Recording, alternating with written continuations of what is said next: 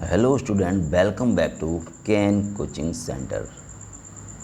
हम लोग देख रहे हैं यहाँ पर क्लास 10th की मैथमेटिक्स के क्वेश्चन एक्सरसाइज 5.3। चलिए शुरू करते हैं। क्वेश्चन नंबर 18 यहाँ पर देखेंगे आज की इस वीडियो में।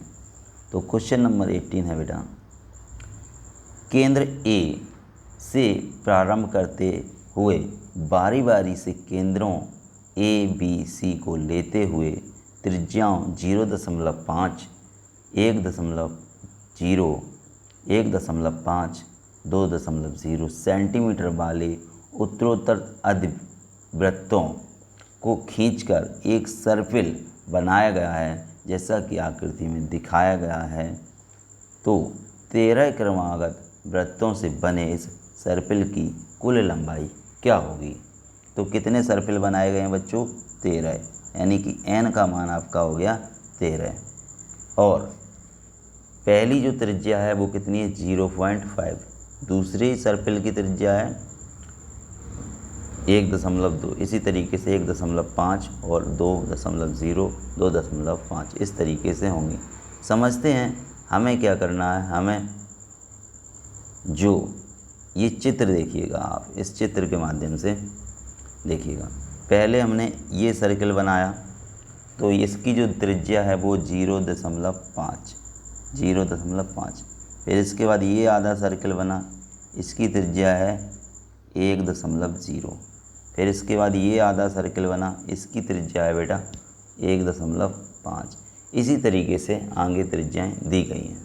तो त्रिज्याएं हो गई R1 का मतलब 0.5, दूसरी त्रिज्या R2 का मतलब 1.0, R3 1.5 और R4 2.0। तो यहाँ पर हम लोग अर्धवृत्त का जो लंबाई निकालेंगे उसका सूत्र हो जाएगा L1 बराबर हो जाएगा बेटा, फॉर्मूला बनेगा 1/2 2 पाई R। तो 2 से 2 काट देंगे तो फॉर्मूला बनेगा पाई R1। पाई का मान 22/7, R1 का मान 0.5। तब इसको हम लोग सॉल्व करेंगे। 0.5 को लिख सकते हैं हम लोग 1/2। 2 से 22 में भाग देंगे तो कितना आएगा? 11/7। इस तरीके से सॉल्व करने पर हमें मिलेगा बेटा L1 का मान 11/7। इसी तरीके से L2 निकालेंगे तो फॉर्मूला बनेगा पाई R2। पाई की वैल्यू रखेंगे 22/7, R2 की वैल्यू रखेंगे 1। ठीक है, तब इसको सॉल्व करेंगे तो 22/7 मिलेगा। इसी तरीके से L3 निकालेंगे, फॉर्मूला बनेगा पाई R3। पाई की वैल्यू 22/7 और R3 की वैल्यू 1.5। इसे जब सॉल्व करेंगे तो हमें मिलेगा कितना? 33/7। कैसे मिलेगा देखो, 22/7 ये लिखा है और 1.5, ठीक है, 1.5 का जब मल्टीप्लाई कर लेंगे तो 33 आ जाएगा। ठीक है, इसी तरीके के L4 का फॉर्मूला क्या बनेगा? पाई R4 और पाई का मान 22/7 होगा, R4 का मान 2, तो 2 से मल्टीप्लाई कर लेंगे बेटा, कितना बन जाएगा? 44/7। तो ये हमें L1, L2, L3, L4 के मान पता चल गए। इस तरीके से हमें एक श्रेणी प्राप्त होगी, AP प्राप्त होगी। L1 का मान 11/7, L2 का मान 22/7, L3 का मान 33/7, L4 का मान 44/7। तो यहाँ से हम लोग देखेंगे पहला पद A बराबर 11/7। सार्वंतर निकालेंगे, D का मान आएगा 11/7। कैसे निकालेंगे?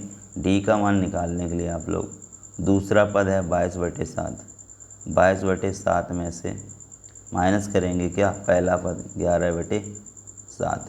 इस तरीके से D का मान निकल के आएगा 11/7। ओके, नेक्स्ट देखिएगा, N कितने सर्पिल बनाए गए, कितने अर्धवृत्त बनाए गए हैं? 13। तो N का मान 13 है। तो हमें पूरे सर्पिल की जो लंबाई निकालनी है वो हो जाएगी L1 + L2 + L3 + L4, ऐसी L13 तक होगी। कहाँ तक? L13 तक होगी।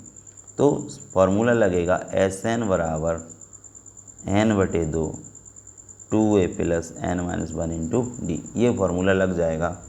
तो s n की जगह 13 है तो s 13 है, तो फार्मूला यहाँ बनेगा 13/2 2a प्लस 13 माइनस 1 डी।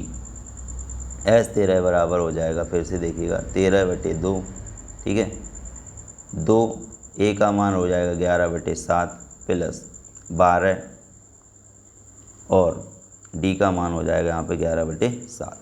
इस तरीके से अब हम सॉल्व करेंगे तो 13/7 फिर से लिख लिया, ये 2 का 1 गुणा होगा 11 में तो 22/7 बनेगा यहाँ पर, और 12 का गुणा होगा इसमें 11 में तो 132/7 बनेगा यहाँ पर, ठीक है। अब देखिएगा आगे, अब जब 7 बटे में है दोनों तरफ 7 का लासा लेंगे और 22 प्लस 132 यहाँ बन जाएगा। इसके बाद देखिएगा, जब 13/2 ऐसे ही लिख लिया, 22 और 132 को जोड़ा तो 154 आएगा, यहाँ पर 154 आएगा बटे में 7, ठीक है।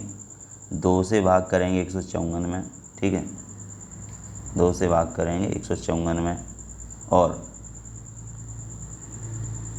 7 का भाग करेंगे 154 में, तो हमें बचेगा 13/11, 13 गुणा 11, 13 ए और ये भाग करने पर 11 बचेगा। 13 का गुणा 11 में कर लेंगे बेटा 143 बनेगा। आंसर क्या बनेगा? 143 आंसर बन जाएगा। तो लिख देंगे इन 13 क्रमागत अर्धवृत्तों से बने सर्पिल की जो कुल लंबाई होगी बेटा कितनी हो जाएगी? 143 सेंटीमीटर हो जाएगी, 143 सेंटीमीटर हो जाएगी। अब हम लोग देखते हैं नेक्स्ट क्वेश्चन। क्वेश्चन क्या है आपके सामने स्क्रीन पर देखिएगा। क्वेश्चन है 19 नंबर, 20 लट्ठों को ढेरी के रूप में इस प्रकार रखा जाता है। सबसे नीचे वाली पंक्ति में 20 लट्ठे, उससे अगली पंक्ति में 19 लट्ठे, उससे अगली पंक्ति में 18 लट्ठे इत्यादि, यानी कि इसी तरीके से रखे जाते हैं। ये 200 लट्ठे कितनी पंक्तियों में रखे हैं तथा सबसे ऊपरी पंक्ति में कितने लट्ठे हैं? तो क्वेश्चन क्या है, सबसे नीचे 20 लट्ठे रखे, फिर 19, फिर 18, फिर 17, इस तरीके से रखे हैं। तो क्वेश्चन हमसे पूछ रहा है कि 200 लट्ठे कितनी पंक्तियों में रखे जाएंगे, कितनी लाइंस बन पाएंगी और सबसे ऊपर वाली पंक्ति में कितने लट्ठे होंगे। तो हमसे ये क्वेश्चन में पूछा है। अब क्वेश्चन समझ लिया तो समझते हैं इस तरीके से इसका आंसर होगा। देखिएगा समझने के लिए, ये जो लट्ठे हैं सबसे पहले 20 रखे हैं, दूसरी लाइन में 19 रखे हैं और तीसरी लाइन में 18। इस तरीके से इसके ऊपर जो लाइन होगी उसमें 17 रखे होंगे। तो ये कितनी पंक्तियाँ बनेगी ये हमें पता करना है। तो पहली पंक्ति में कितने हैं? 20, दूसरी में 19, तीसरी में 18 और ये 17। तो हम मान लेते हैं कि n पंक्तियों में ये रखे हैं। तो लट्ठों की कुल संख्या कितनी है बेटा? ये है 200। ये हो जाएगा SN, यानी कि टोटल लट्ठों की संख्या है, इसलिए SN बराबर 200।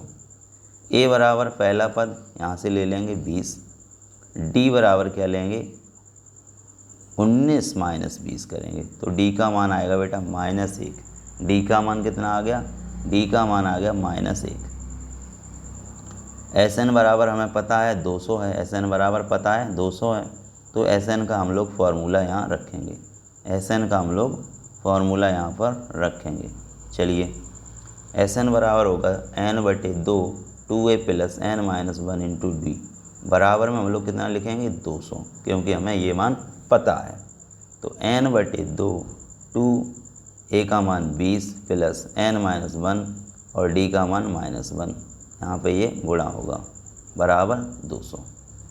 अब देखिए, है ना, ये जो आपके साथ में ये जो 2 था ना, ये 2, इस 2 का गुणा करा इन 200 में, क्या करा? बटेगा बराबर के उस तरफ गया तो उसमें गुणा कर दिया, तो ये हो गए 400। इस तरफ क्या बचा? आपका n बचा, 20 दूनी 40, n माइनस 1 और -1, ठीक है। तो यहाँ पर क्या होना चाहिए था? यहाँ पर आपका ये जो -1 है, यहाँ पे मिस्टेक है, ये गुणा में है, तो -1 का जब n में गुणा करेंगे तो माइनस का n आएगा, और -1 का -1 में करेंगे तो +1 आएगा बेटा। बराबर में क्या है, 400 ही है। ये समझ में आ गया होगा। अब देखिएगा n ये ऐसे ही लिखा, 40 और 1 41 हो गए, है ना, और माइनस का n ये ऐसे ही लिख दिया। बराबर में 400 है, लिख दो। अब देखो n का अंदर गुणा करेंगे क्या हो जाएगा, 41n, n का n में गुणा करेंगे माइनस के n² आएगा, बराबर में 400। अब इसको हम लोग समीकरण को थोड़ा द्विघात समीकरण सा बन रहा है, इसको थोड़ा सही करेंगे तो देखिएगा n² उधर ले गए, प्लस का n² हो जाएगा, 41n उधर ले गए, माइनस के n² हो जाएंगे, और 400 प्लस में था, बराबर में कुछ नहीं बचा तो 0 लिख देंगे। अब हम लोग क्या करेंगे, 400 के ऐसे गुणनखंड करेंगे, 400 के ऐसे गुणनखंड करेंगे, 400 के ऐसे गुणनखंड करेंगे जो जोड़ने पर 41 हो जाए। तो 400 के ऐसे गुणनखंड होते हैं बेटा 16 गुणा 25, 16 गुणा 25। तो 41 की जगह हम लोग लिखेंगे 16 प्लस 25। कितना लिखेंगे, 16 प्लस 25 लिखेंगे। चलो लिख दो, 41n था माइनस का, तो n² ऐसे ही लिखा, 41n की जगह माइनस के 16n और माइनस के 25n, तभी बनेंगे माइनस के 41n, प्लस 400 बराबर 0। अब देखेंगे बेटा ये दो पद में क्या कॉमन है और इन दो पद में क्या कॉमन है। यहाँ से कॉमन लिया हमने n, बचेगा बेटा n माइनस 16, यहाँ से हमने कॉमन लिया माइनस का 25, बचेगा ब्रैकेट में n माइनस 16। अब देखिएगा n माइनस 16 यहाँ पर, n माइनस 16 यहाँ पर, तो दोनों जगह से n माइनस 16 हमने ले लिया कॉमन, और ये n बचा यहाँ पर, और यहाँ बचे माइनस 25। तो पहले ब्रैकेट में n माइनस 16 कॉमन, दूसरे ब्रैकेट में बचेगा n माइनस 25। ओके, अब देखिए फिर हम लोग क्या लिखेंगे, जब पहला ब्रैकेट n माइनस 16 बराबर 0 तो n बराबर 16, जब n माइनस 25 बराबर 0 तो n बराबर 25। ये हमारे आंसर आए 16 और 25। अब देखिएगा तब ये हमारे ये आंसर है। तो जब हम लोग a16 निकालेंगे, ठीक है, a16 निकालेंगे, a प्लस 15d बराबर हो जाएगा a का मान 20 प्लस 15 माइनस 1, 15 माइनस 1 का गुणा करेंगे तो 20 माइनस 15, 20 माइनस 15, तो यहाँ कितना बचेगा 5। यदि n बराबर 25 हो तो a 25 बराबर a प्लस 24d होगा, a का मान 20, 24 और d का मान यहाँ माइनस 1, तो 20 माइनस 24 कितना आएगा -4। तो बेटा -4 जो लकड़ियाँ हैं वो -4 नहीं हो सकती, इसलिए पदों की संख्या कितनी होगी, पदों की संख्या होगी 16। n का मान कितना लेंगे हम लोग, 16 ले लेंगे। कितना ले लेंगे, n का मान 16 ले लेंगे। और आखिरी जो लाइन होगी उसमें कितनी लकड़ियाँ होंगी, 5 लकड़ियाँ होंगी। कितनी लकड़ियाँ होंगी, 5। तो आंसर हमारा सही हो जाएगा 16, है ना, 16 लाइन बनेगी और आखिरी लाइन में कितनी लकड़ियाँ आएंगी, 5 लकड़ियाँ आ जाएंगी। तो क्वेश्चन समझ में आया हो तो एक लाइक ज़रूर करिएगा। इसके आगे देखते हैं नेक्स्ट क्वेश्चन।